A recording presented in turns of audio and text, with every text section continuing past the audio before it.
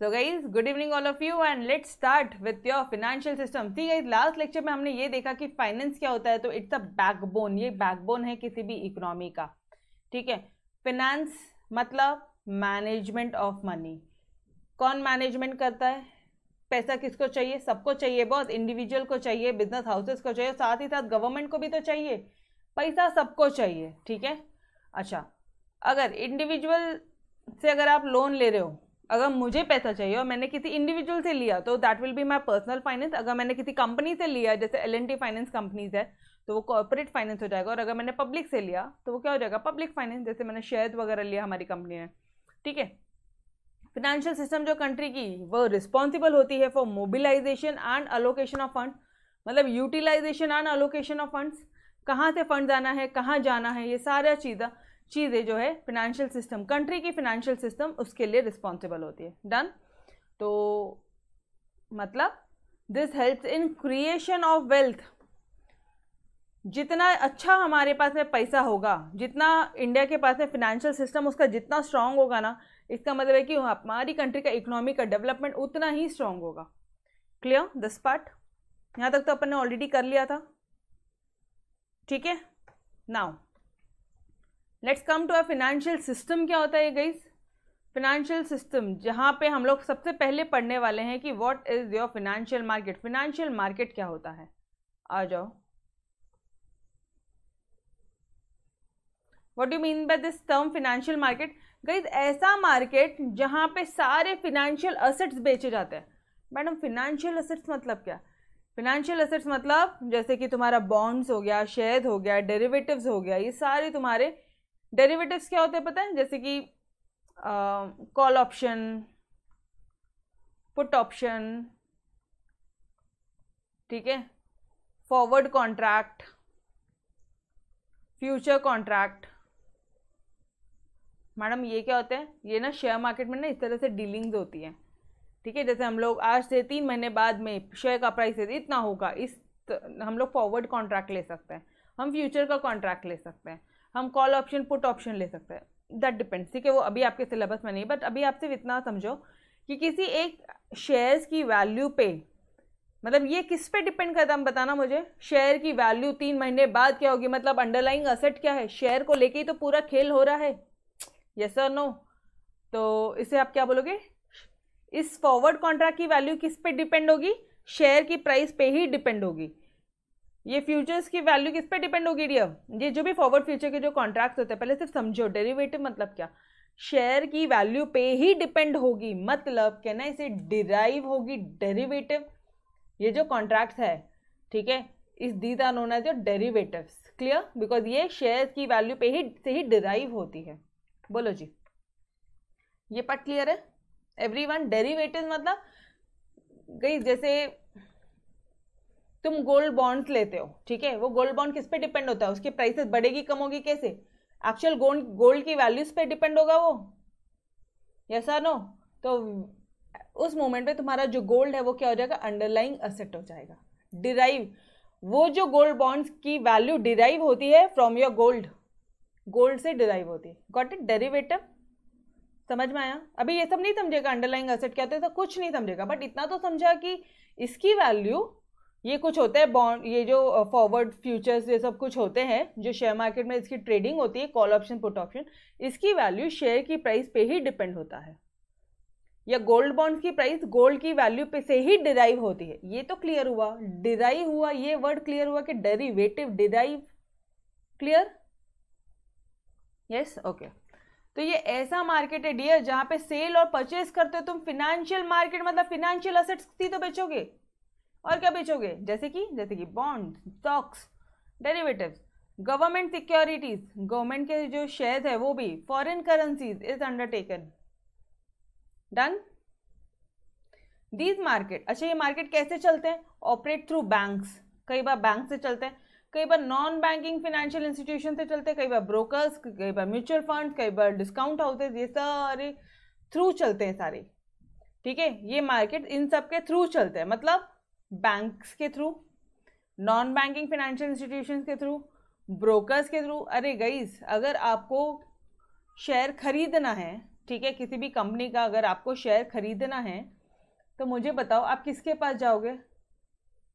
आप बैंक से पैसा निकालोगे, ठीक है, आप ब्रोकर के पास जाओगे, या फिर आप मतलब बैंक से पैसा निकाला मतलब आप बैंक से चेक लोगे, बैंक का यूज़ किया, ठीक है, थ्रू बैंक्स।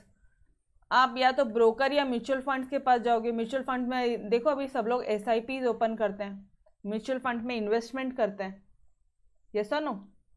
SIPs ओपन करना मतलब सिस्टमैटिक इन्वेस्टमेंट प्लान होता है, जैसे हर महीने 3-3 हज़ार रुपये 3-3 हज़ार रुपये काटना, हर महीने 500-500 रुपये डालना। और ये मैं बता दूँ डियर, आज आपकी एज बहुत ही सही एज है SIP ओपन करने के लिए। मैडम क्यों?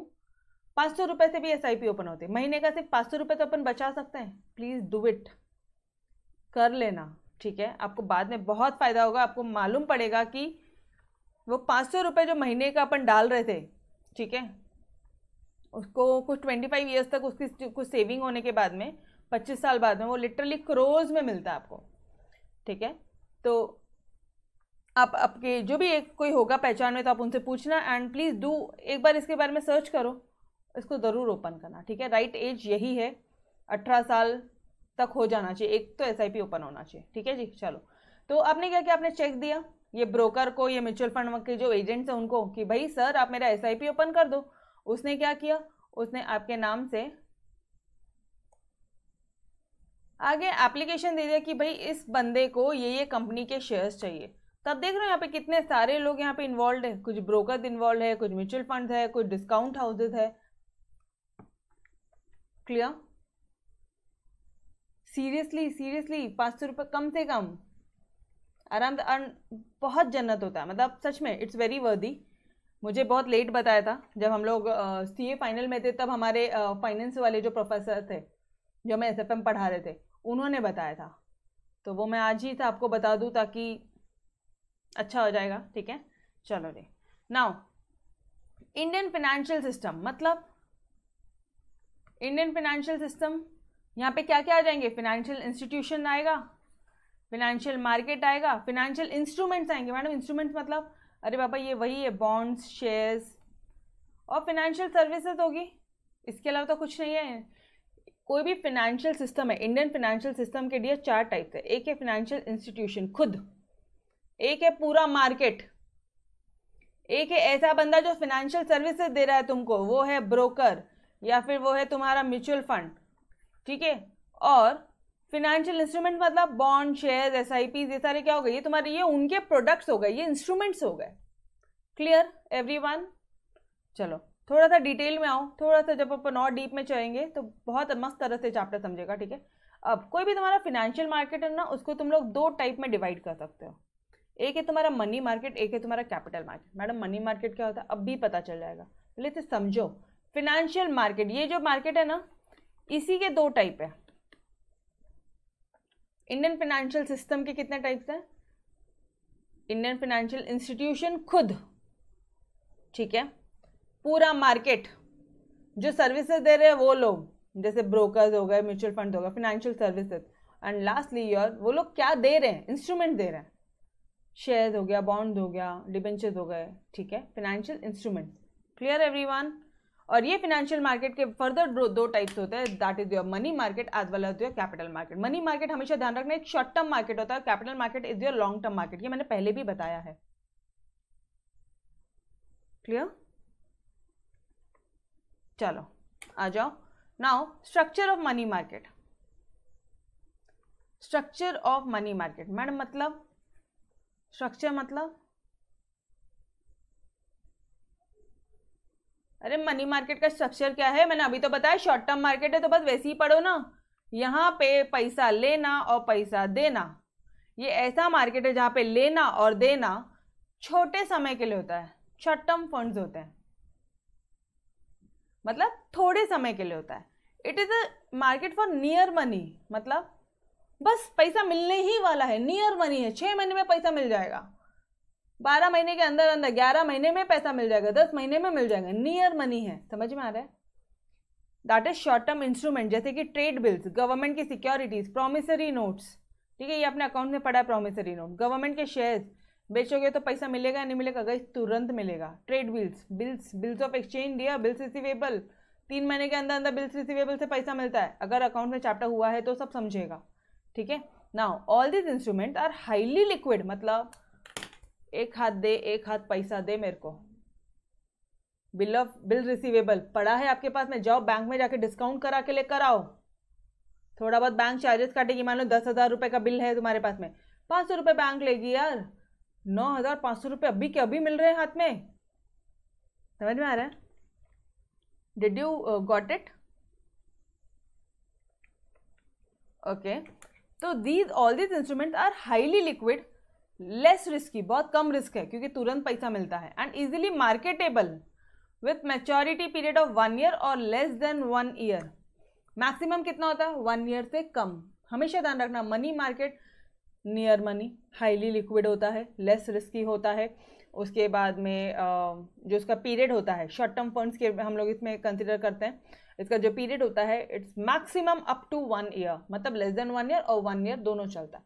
देखो एक लाइन ऐसी होती है कि एग्जाम में लिख दिया अप टू 1 ईयर, और एक होता है बढ़ा के लिखेंगे हम तो 1 ईयर और लेस देन 1 ईयर। समझ में आया? Money market in India is dichotomous by nature, मतलब कॉन्ट्रास्टिंग बाय नेचर, कॉन्ट्रास्ट है वो, ठीक है। Now it comprises of both, क्या क्या कंप्राइज करता है मनी मार्केट? दोनों, ऑर्गेनाइज सेक्टर और अनऑर्गेनाइज सेक्टर।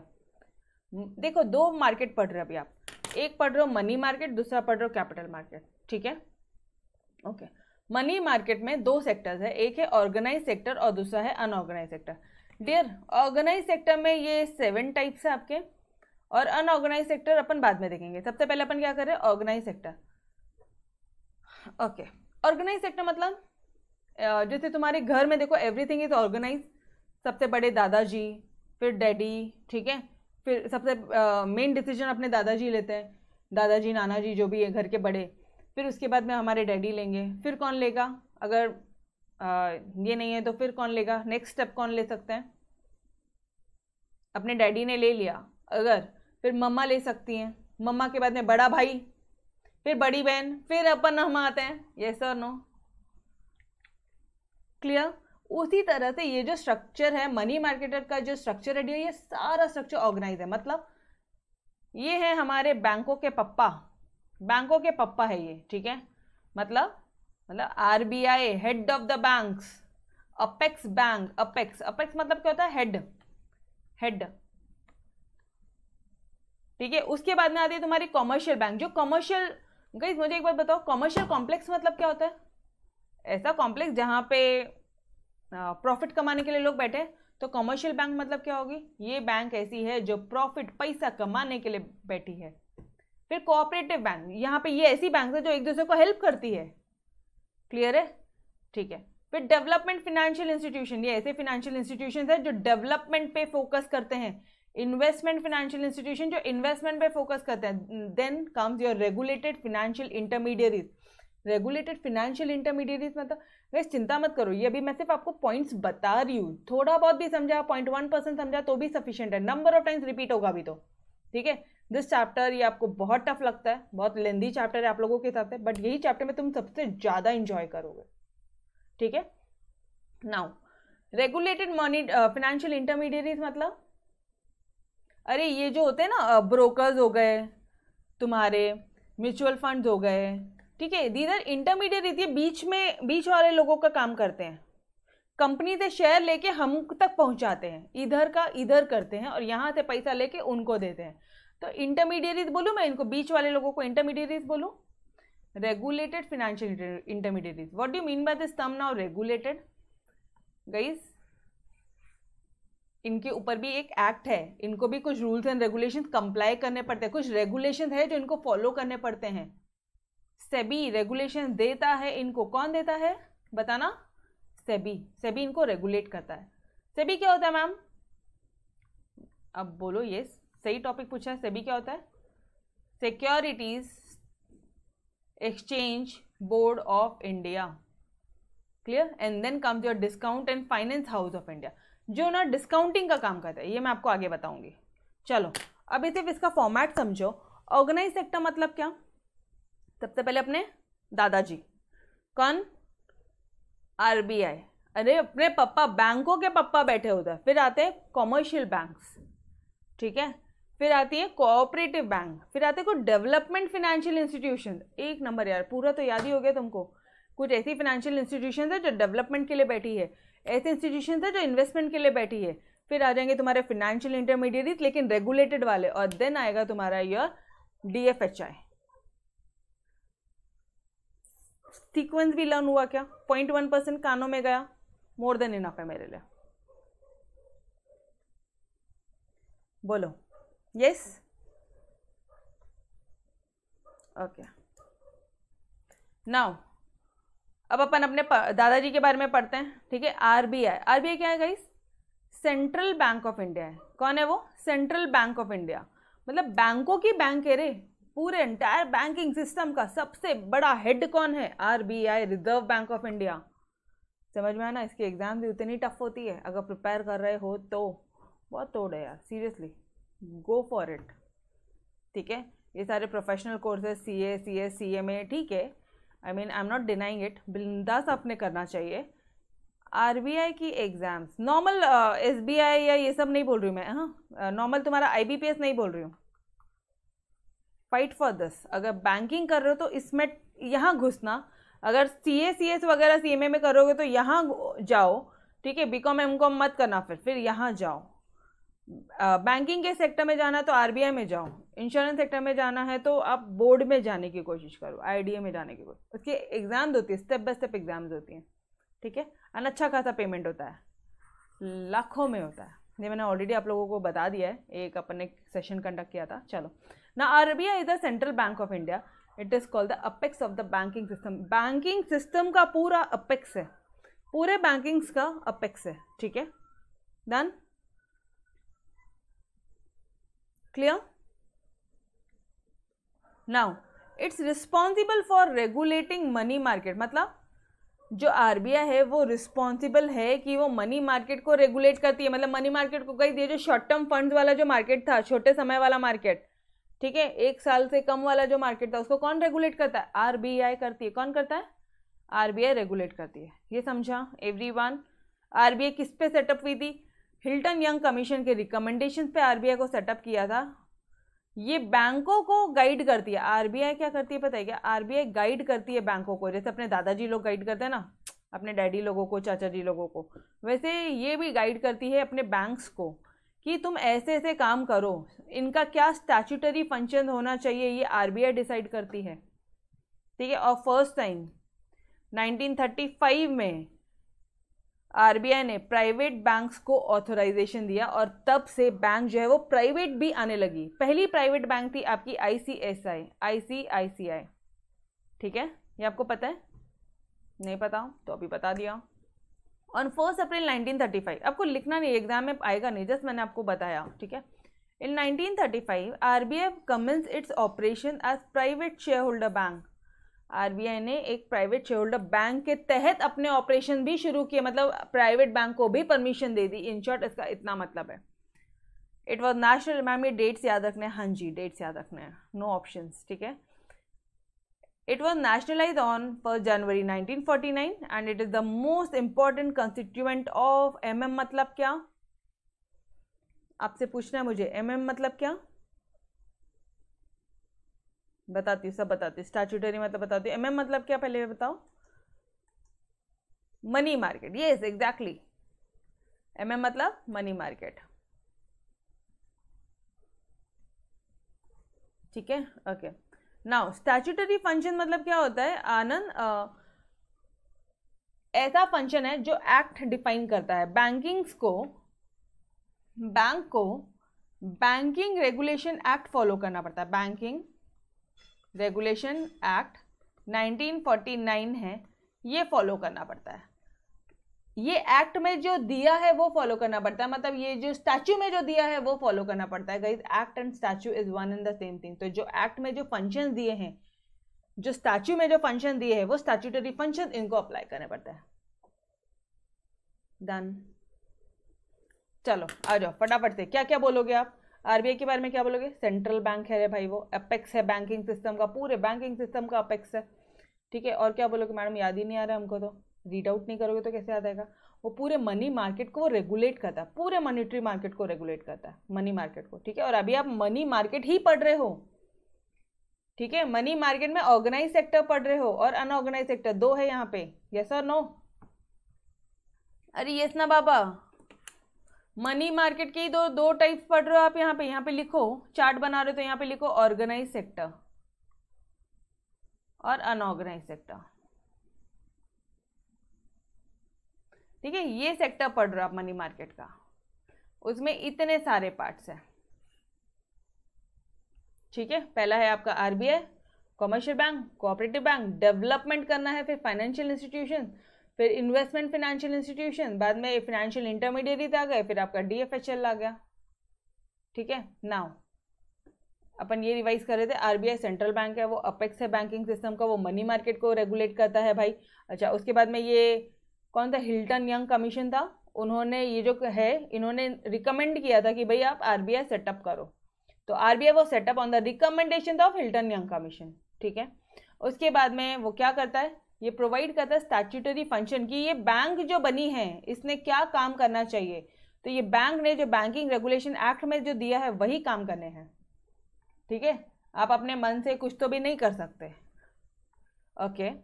नाउ अब आपको अभी धीरे धीरे मालूम पड़ेगा कि कितने सारे काम हैं, ठीक है। फंक्शन आपको ध्यान में आएंगे। अभी 1935 में पहली बार 1935 में प्राइवेट शेयर होल्डर बैंक के लिए हमने ऑपरेशन शुरू किया था, और 1949 में हम लोग नेशनलाइज हो गए। एंड ये बहुत इंपॉर्टेंट कॉन्स्टिट्यूएंट है मनी मार्केट का। गई इसमें है ही क्या, 4-5 तो पॉइंट्स है गिनती के। सेंट्रल बैंक है, अपेक्स है, उसके बाद में आप बोलोगे कि वो ये क्या बोलते हैं, हिल्टन यंग कमीशन ने रिकमेंडेशंस किया है, फिर आप बोलोगे कि भाई स्टैट्यूटरी फंक्शन बैंक्स को प्रोवाइड करना है, ठीक है, banks must perform statutory function. उसके बाद में 1935 में यस वो प्राइवेट शेयर होल्डिंग बैंक का उन्होंने ऑपरेशन परफॉर्म किया। 1949 में नेशनलाइज हो गए, और बैंकिंग रेगुलेशन एक्ट उनको फॉलो करना है, ये इंपॉर्टेंट कॉन्स्टिट्यूएंट है। डन एवरीवन, सिंपल है यार, इतना कुछ नहीं है, यस और नो, डन।